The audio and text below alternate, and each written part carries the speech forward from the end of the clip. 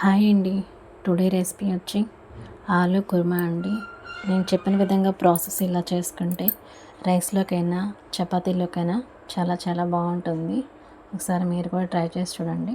First ఆలు రెండు నీట్గా వాష్ చేసుకొని చిన్న చిన్న ముక్కలు కట్ చేసుకొని ఒక గిన్నెలో కొంచెం సాల్ట్ వేసి ఒక 10 మినిట్స్ ఉడకపెట్టుకోవాలండి. ఉడికిన తర్వాత పొట్టు తీసి పక్కన పెట్టుకోవాలి ఒక గిన్నెలో. తర్వాత పొయ్యి మీద ఒక ప్యాన్ పెట్టి కొంచెం ఆయిల్ వేసి ఆనియన్స్ వేగాక కరివేపాకు, పచ్చిమిర్చి, బాగా పండిన టమోటా ఒకటి తీసుకోండి. కొంచెం గ్రేవీ కోసం టేస్ట్ కూడా బాగుంటుంది. ఒక చిన్న టమోటా వేసుకోండి. టమోటా వేసుకున్నాక చిటికెడు పసుపు వేసుకోండి. వేసుకొని మొత్తం మిక్స్ చేసుకోండి. మిక్స్ చేసుకున్నాక అల్లం వెల్లుల్లి పేస్ట్ ఒక స్పూన్ వేసుకోండి. అల్లం వెల్లుల్లి పేస్ట్ ఒక స్పూన్ వేసుకొని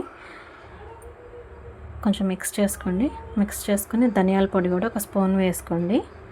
ధనియాల పొడి కూడా వేసుకున్నాక మిక్స్ చేసుకొని మనం ఆల్రెడీ ఆలు పక్కన పెట్టుకున్నాం కదండి, ఉడకబెట్టుకున్న ఆలు కూడా వేసేసుకొని కలిపేసుకున్నాక కొంచెం ఎండు కొబ్బరి పొడి వేసుకోండి. ఒక స్పూన్ ఎండు కొబ్బరి పొడి కూడా వేసుకొని తర్వాత కొంచెం ఉప్పు, ఒక స్పూన్ కారం వేసుకోండి. కొంచెం స్పైసీ కావాలంటే 2 స్పూన్లు వేసుకోండి. వేసుకొని మొత్తం మిక్స్ చేసుకొని ఒక చిన్న గ్లాస్ వాటర్ వేసుకోండి. వాటర్ వేసుకొని ఒక 10 మినిట్స్ లో ఫ్లేమ్లో పెట్టి కర్రీ అనేది మగ్గనివ్వండి.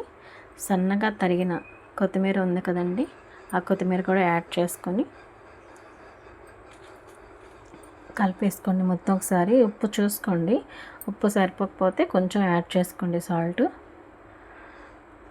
కొత్తిమీర కూడా వేసుకున్నాక కసూరి మేతి కూడా కొంచెం వేసుకోండి. అది ఆప్షనల్ అండి, వేసుకుంటే టేస్ట్ బాగుంటుంది. ఉంటే కనుక కసూరి మేతి కూడా కొంచెం యాడ్ చేసుకుంటే మొత్తం గ్రేవీ అలా వస్తుందన్నమాట. మొత్తం థిక్గా వస్తుంది. మొత్తం వచ్చాక గ్రేవీని మొత్తం ఒకసారి కలిపేసుకోవాలి. ముక్కలకి బాగా కలిసేలాగా కలిపేసుకొని ఒక 5 మినిట్స్ లో ఫ్లేమ్లో పెట్టేసేసి మూత పెట్టి అలా వదిలేయండి.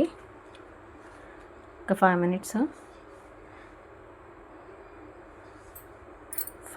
తర్వాత మొత్తం కుర్మా అనేది అలా ప్రిపేర్ అవుతుంది.